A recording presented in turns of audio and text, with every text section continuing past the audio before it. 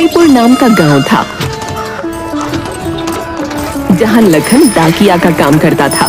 लखन को पूरे गांव में लोग जानते थे क्योंकि लोग हमेशा खत लेने के लिए लखन का इंतजार किया करते थे। वो पढ़ा लिखा भी था। तो एक दिन जब वो गांव में खत बांट रहा था तभी एक औरत घर के दरवाजे पर आकर आवाज लगाती है, ओ डाकिया, ओ लखन डाकिया, यहाँ आओ। लखन उस औरत के पास जाता है।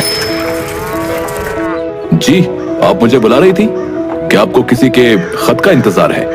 रुक जाइए, अभी ढूंढ कर देता हूँ। खत का इंतजार नहीं बल्कि खत भेजने का इंतजार है जिसमें सिर्फ आप ही मेरी मदद कर सकते हैं। मैं लिख नहीं सकती, आप ही मेरी मदद कीजिए खत लिखने में। बहन जी, मैं डाकिया हूँ। मैं सिर्फ खत आप लोगों तक पहुँचाने का काम करता हूँ। खत लिखना मेरा काम नहीं है। भैया कृपया मेरी मदद कीजिए ना, ये बहुत जरूरी है। अगर ये खत मेरे प्रेमी तक नहीं पहुंचा तो अनर्थ हो जाएगा। आप चिंता मत कीजिए, शब्द मैं बताऊंगी, आपको सिर्फ लिखना है। अब ठीक है, मैं आपकी मदद करता हूँ। लखन उस औरत की बात मान लेता है और वो औरत लखन को पेन और कागज लाकर देती है। लखन उसका खत लिखना शुरू करता है। बोलिए, क्या लिखना है? मेरे प्रिय आशिक, आखिर तुम कहाँ चले गए मुझे छोड़कर? आखिर मुझ में कमी क्या थी? सिर्फ खाना ही तो नहीं बना पाती थी, और क्या? बाकी सब तो मैं कर ही लेती थी ना। मुझे पता है तुमने शहर में जाकर किसी शालिया नाम की लड़की से शादी कर ली है। फिल्म करने के बाद तुम मुझे भूल ही गए। अब गाँव आओ, बस तुम्हारा इंतजार है मुझे। तुम्हारी शादी को मैं अनदेखा कर दूंगी, बस लौट आओ मेरे पास। शालिया? कहीं सुना सुना सा नाम लग रहा है। अच्छा छोड़िए, ये बताइए कि ये खत किसके नाम भेजना है? ये खत मुझे मेरे आशिक अम्मी कपूर को भेजना है जो मुंबई में रहते हैं। अम्मी कपूर? ये भी कहीं सुना सुना सा नाम है। सुना तो होगा ही तुमने, फिल्म में बड़े स्टार जो है मेरे आशिक। अच्छा ये खत भेज दो, इसका कोई जवाब आए तो तुरंत मेरे पास वो खत लेकर आ जाइएगा। ठीक है, जैसा आप कहें। अभी मैं चलता हूँ।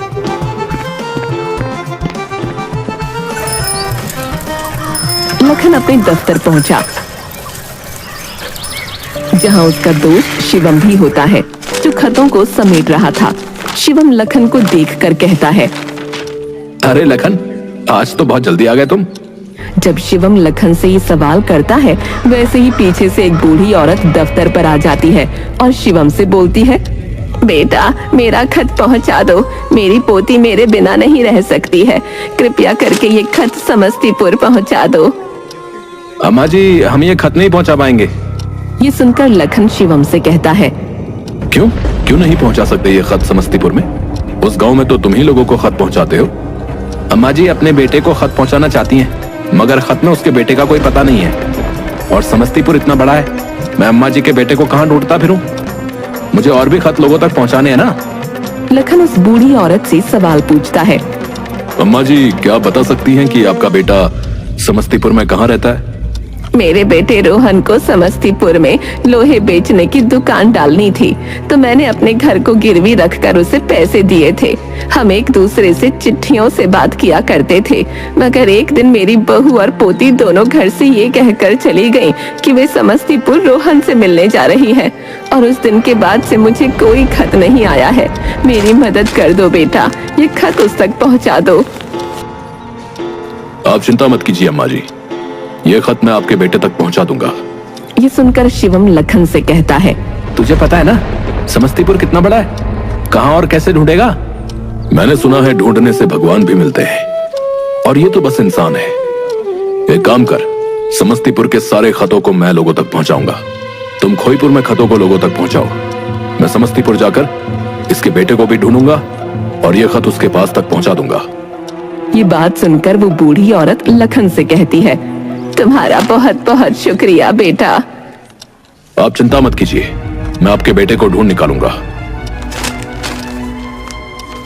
वो बूढ़ी औरत वहां से चली जाती है और शिवम लखन से कहता है, जरा देख तो खत में क्या लिखा है। हम डाकिया हैं, डाकू नहीं कि किसी के भी खत को खोलकर उसके लिखने वाले की बातें चुराएं। लखन अगले दिन समस्तीपुर में खतों को लोगों तक पहुंचाने का काम शुरू कर देता है।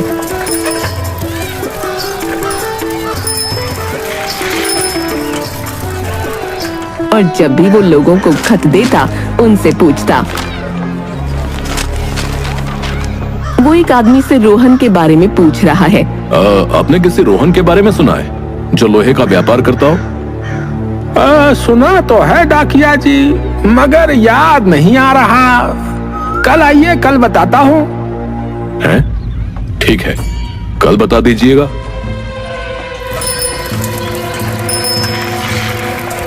लखन पूरे दिन रोहन के बारे में लोगों से पूछता है, मगर उसे वो कहीं नहीं मिलता। अगला दिन आता है और लखन एक बार फिर समस्तीपुर में रोहन के बारे में पूछने उस आदमी के पास जाता है। भाई साहब, कुछ याद आया? आपने कहा था कि कल बताऊंगा। लो, आ गया मैं। अब बताइए, रोहन कहाँ रहता है? हाँ हाँ, अभी बताता हूँ। आदमी सोचने लगता है और लखन को जवाब देता है। मुझे याद आ गया भाई कहाँ रहता है, मगर मैं तुम्हें कल अच्छे से याद करके बताऊंगा। अरे बोलो ना, तुम्हें पता ही नहीं है। मेरा समय क्यों बर्बाद कर रहे हो?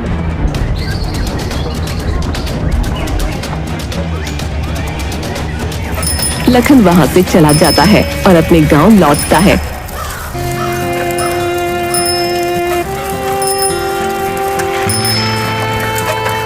तभी उसे गांव के किनारे एक घर दिखाई देता है जो काफी खूबसूरत था।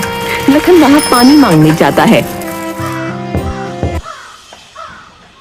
कोई है क्या? मुझे एक गिलास पानी मिल सकता है? दरवाजा एक आदमी खोलता है।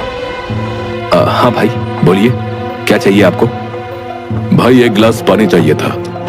वो आदमी अंदर जाकर लखन के लिए एक गिलास पानी लेकर आता है।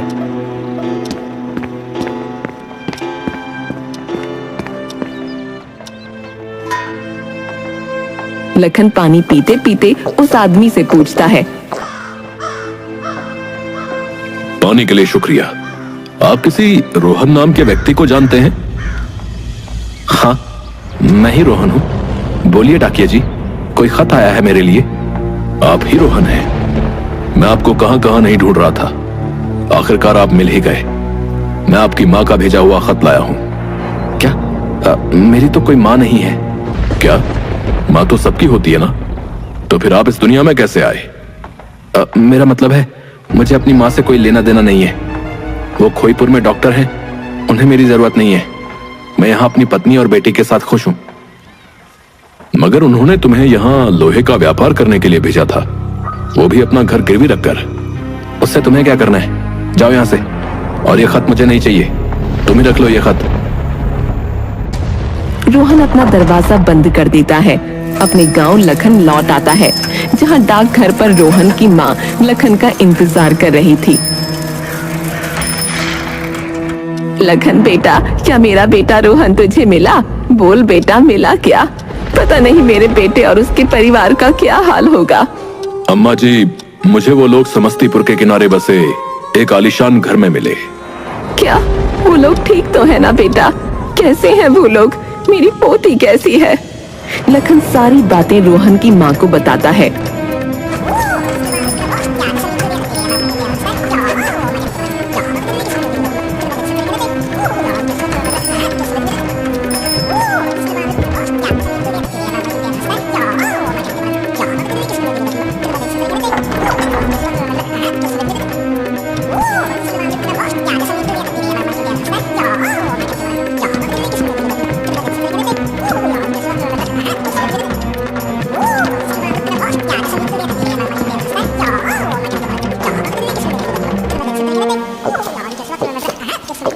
अंत में उसने सिर्फ मुझसे इतना कहा कि मेरी माँ डॉक्टर है, वो खुद अपना ध्यान रख लेंगी। क्या कुछ नहीं किया मैंने अपने बेटे के लिए? बेटा, मुझे उसके घर ले चल। मुझे बस एक बार अपनी पोती को देखना है। ठीक है माताजी। लखन अगले दिन रोहन की माँ को समस्तीपुर में रोहन के घर ले जाता है। मगर जैसे ही वो लोग उस घर के पास पहुंचते हैं, वो देखते हैं कि रोहन खुद उनके पास रोते हुए भागा चला रहा है और अपनी माँ के पास आकर, माँ, मुझे माफ कर दो माँ, मुझसे बहुत बड़ी गलती हो गई। मेरी बेटी और आपकी पोती पीहू आपको बहुत याद कर रही थी। उसकी तबीयत बहुत खराब हो चुकी है। माँ मेरी मदद कीजिए माँ। क्या हुआ मेरी पोती को? चलो मुझे मेरी पोती को देखना है। रोहन अपनी माँ को अपने घर ले आता है और साथ में लखन डाकिया भी जाता है। जैसे ही वो लोग घर में पहुंचते हैं वो देखते हैं कि रोहन की बेटी पीहू बिस्तर पर बीमारी की हालत में लेटी है और रोहन की पत्नी उसके सिर पर गीला रुमाल रख रही है। जैसे ही रोहन की पत्नी अपनी सास को देखती है वो अपनी सास से माफी मांगने लगती है। माँ, मुझे माफ कर दीजिए, हम लोग लालच में आ गए थे, इसलिए आपका घर गिरवी रखकर सारे पैसे लेकर यहाँ इस आलीशान घर में आ गए। मगर जब से हम यहाँ आए हैं पीहू की तबीयत दिन ब दिन खराब होती जा रही है। हट जाओ, मैं अपनी पोती का इलाज करती हूँ। पीहू की दादी पीहू के पास जाती है। बेटा, तुम्हारी दादी आ गई है ना, अब सब ठीक हो जाएगा। अपनी दादी की आवाज सुनकर पीहू अपनी आंखें खोलती है। दादी, आप आ गई। दादी, आप मुझे छोड़कर नहीं जाएंगी ना? नहीं बेटा, मैं तुम्हें छोड़कर कहीं नहीं जाऊंगी। ये देखकर रोहन, उसकी पत्नी और लखन डाकिया की आंखों में आंसू आ जाते हैं और लखन रोहन से कहता है, जिनके पास होता है उन्हें उसकी कदर नहीं होती, मगर जिनके पास नहीं होता वो दूसरों की माँ को भी अपनी माँ ढूंढ लेते हैं। तुम्हारा बहुत बहुत शुक्रिया लखन। रोहन की माँ लखन के पास आती है और उससे कहती है, तुम्हारी माँ नहीं है ना, चिंता मत करना, आज से मैं तुम्हारी भी माँ हूँ। जब मन करे मेरे घर आ जाया करना। जी, आपका बहुत बहुत धन्यवाद माँ। लखन अपने बैग से खत निकालकर अपनी माँ को देता है। ये लीजिए माँ, ये खत आप खुद ही रोहन को दे दीजिए। अब उसकी जरूरत नहीं है बेटा, ये खत एक माँ ने अपने बेटे के लिए लिखा था, इसलिए ये खत तुम ही रख लो। लखन वहाँ से चला जाता है और अपने गांव खोईपुर के डाकघर में आता है। उसके हाथ में अभी भी वो खत था। शिवम भी वहीं खड़ा था। लखन सारी बातें शिवम को बताता है, जिसे सुनकर शिवम लखन से कहता है, अब तो पढ़ सकता है तू ये खत, मुझे दिखा, ये अम्मा जी ने अपने बेटे को क्या लिखा है। लखन वो खत खोलता है और पढ़ना शुरू करता है। बेटा, कई दिनों से तेरा कोई खत नहीं आया, इसलिए परेशान हूँ। मैं तेरी माँ जो ठहरी, अगर किसी काम में परेशानी हो तो मुझे याद करना, मैं हमेशा तेरा साथ दूंगी।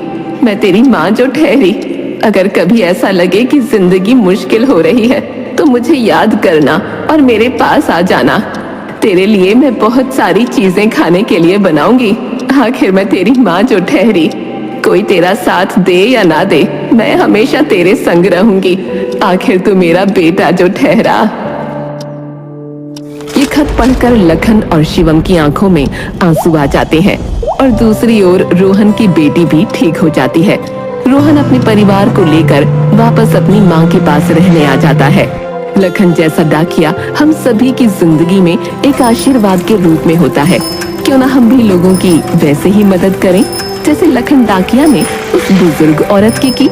हमें भी किसी की जिंदगी में लखन डाकिया जैसा बनना चाहिए।